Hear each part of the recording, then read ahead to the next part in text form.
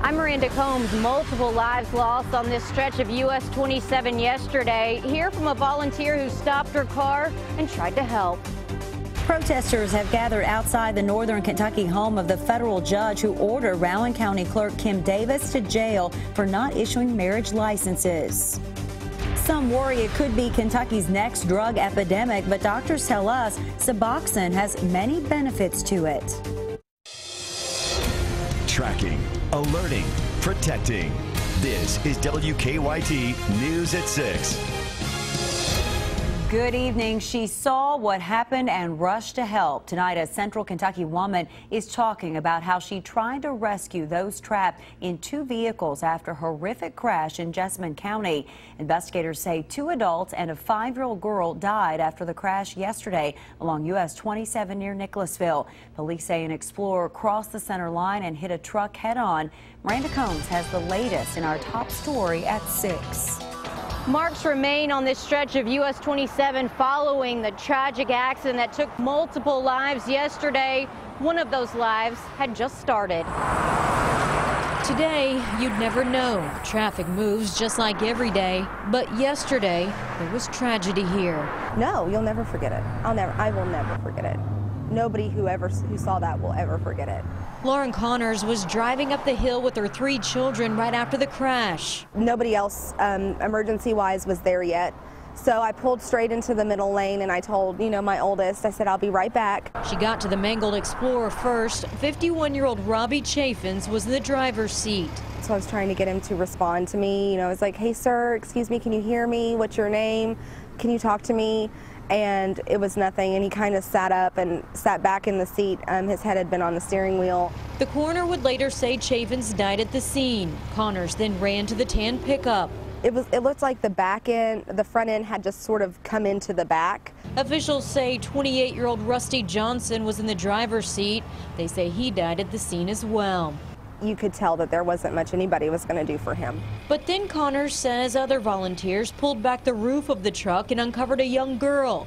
5-year-old Lauren Oslin died at UK Hospital hours after the crash. When you have your own children and you see another child that is hurt, that's your very first thing. You just want to fix it.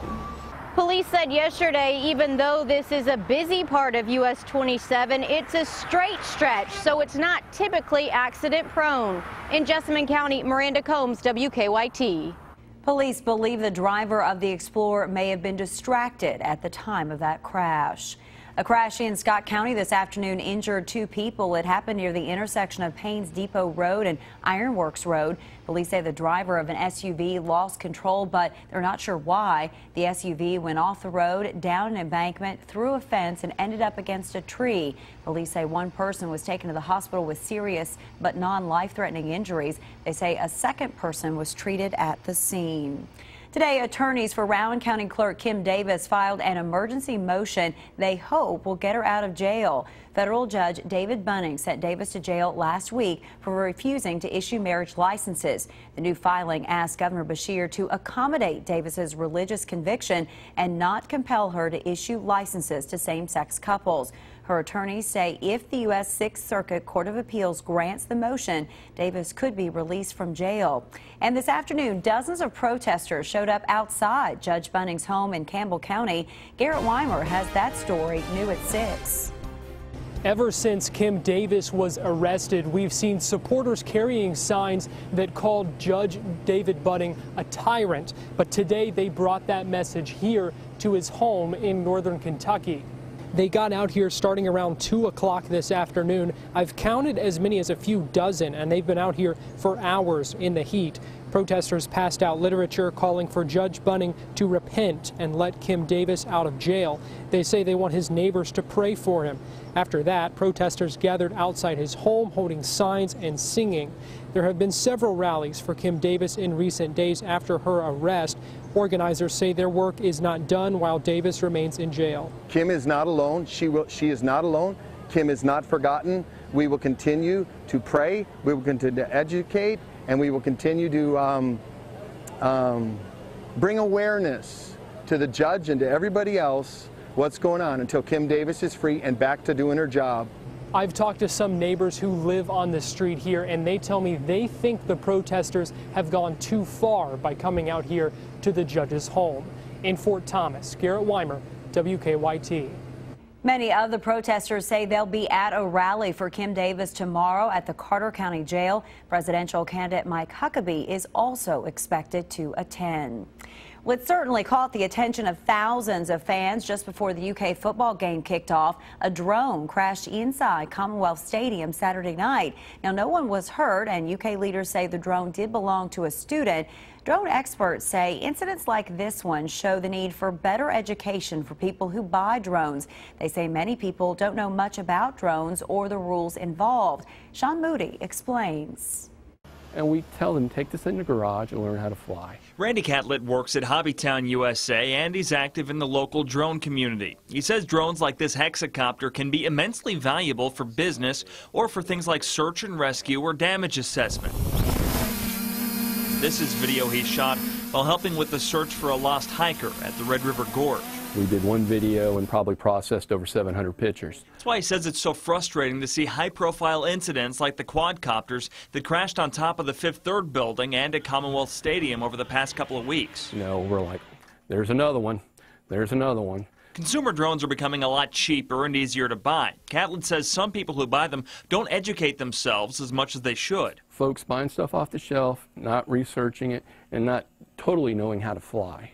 The FAA says model aircraft like drones need to stay below 400 feet and shouldn't fly within 5 miles of airports unless the airport operator gives permission. If incidents continue to happen, Catlett said the consequences will come down on everybody. It's going to be a shotgun blast on the entire hobbyist community. The City Council began a discussion last month about whether or not they need to look at developing their own rules. Catlett said it's probably a good idea for the city to look at developing some regulations, but he says he doesn't want to see them go overboard. They need to be proactive, but to be proactive, they don't necessarily have to shut everything down. In Lexington, Sean Moody, WKYT. The FAA is expected to issue more formal drone regulations by the end of the year. Well, it has certainly been a steamy Labor Day across the Bluegrass, and now we are tracking a few showers and storms. Chief Meteorologist Chris Bailey has an early look at your forecast. We could certainly use those showers. Yes, we could. Didn't think you'd be saying that about 6 weeks ago, did you? But yeah, temperatures today on this Labor Day into the upper 80s to around 90 in most areas. Again this afternoon, starting to come down a little bit where we've had some of those raindrops. London and Somerset closer to the 80-degree mark. Now, Defender is tracking some showers and storms out there. Nothing terribly widespread, but some rain not too far from the station on Winchester Road. That's off to our east, and actually it's trying to back its way in from east to west. So east side of Lexington may try to get in on a little bit of some light rain. We're looking in that general direction with our live sky cam, and you can see the clouds that are beginning to bubble up. Areas in northern Madison County between Richmond and Red House getting in on some rain. Steady light showers, very small, between Lancaster and Stanford over the past hour and change. Stuff around Somerset and London beginning now to decrease just a little bit. Overall flow is taking whatever's out there from east to west, so kind of going against the grain. Looking for some relief for both the brown grass and the heat and humidity. A couple of cold fronts to our northwest on the way to the Bluegrass hit over the next few days. Amber, that means a big temperature drop with a big increase in rain. Maybe the best of both worlds. Brand new hour-by-hour forecast just ahead. Chris, thank you. In a WKYT investigation earlier this summer, law enforcement leaders told us they feared Suboxone could be Kentucky's next drug epidemic. They say Suboxone clinics have taken on the appearance of pill mills. But after our story aired, doctors who prescribe the drug as part of treatment for drug addiction said they wanted to talk to us about how the drug is helping people. Investigative reporter Miranda Combs has the update. It has been called different things. So it's being abused. Being abused. One, I'll lay him down, you pick him up, okay? Okay. An abused drug for some. It's just becoming an epidemic. And a lifesaver for others. Changed everything. It changed my whole life. Renee Hill has been taking Suboxone for 6 months. I was addicted to heroin. She's no longer homeless and no longer taking heroin. I was tired. I was tired of the life that I was living. So she joined the Renewed You Clinic in Lexington. I wanted help. I needed help. Suboxone clinics have raised concerns for law enforcement. Dan Smoot with High Intensity Drug Task Force explained this summer that offices prescribing Suboxone can take on the appearance of pill mills. Get there an hour before the clinic opened, long lines, people selling out in the parking lots, and that's what we're seeing with Suboxone. We found this line outside a doctor's office in Jackson back in July, where Suboxone was being prescribed. However, the doctor there told us he follows all regulations. Our research found no disciplinary actions on his medical license, but the lines bothered police. We obviously try to avoid those types of situations, lines. Molly Rutherford is the chief medical officer of Renewed You Clinic. She doesn't like the spotlight on Suboxone. You see lines in the ER, you see lines at urgent care. So, I mean, to me, like, I don't see that as by itself a sign that that there's bad care going on in the facility. She says the main reason people divert or abuse Suboxone isn't to feed an epidemic. It's because of lack of access to doctors. It just seems like we're targeting this disease, we're targeting this medication. Anecdotally, from the patients that I speak to, the ones that come in and say, yes, I've been taking Suboxone off the street, they're doing it to get well, not to get high. Every law enforcement agent I talk to in that area, especially eastern and southern Kentucky, Suboxone is on their radar. Many people can't get it legitimately. They can't get into a clinic. There are waiting lists. Hill was able to get into this Lexington clinic. And with this medication and going by a program and not abusing things and doing it the right way, it works. It's here where she gets counseling with other addicts. They can talk here and inspire each other to stay away from the past. I'll always be an addict, but I take day by day. And I'm better today living like this than I was 6 months ago. In Lexington, Miranda Combs, WKYT. Rutherford also says state regulations on Suboxone in the past year have also hurt providers and patients' access to treatment. She says she's seen several providers in Kentucky either stop practicing or go out of state to prescribe because of the regulations in Kentucky. People living near a Lexington Kroger are hoping to convince the company to keep their neighborhood store open. Kroger plans to close its Romney Road store Saturday. The company blames years of declining sales for its decision. A petition is now going around asking to keep the store open. Hundreds of people have signed it, and neighbors have also started a Facebook campaign to save the store. We want people to be aware that we really care about Kroger's environment. We love it. Supporters say the Kroger store is an important part of their neighborhood. The organizer of the paper petition plans to send it to Kroger tomorrow.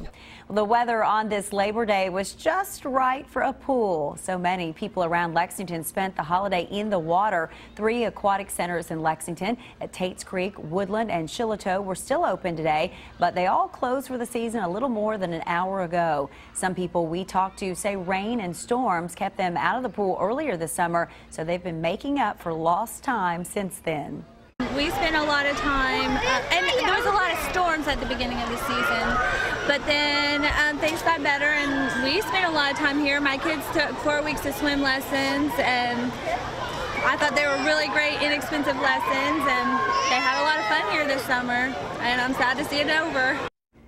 Lexington city leaders have been asking people to fill out an online survey to get ideas of how to improve the city's pools and aquatic centers in the future.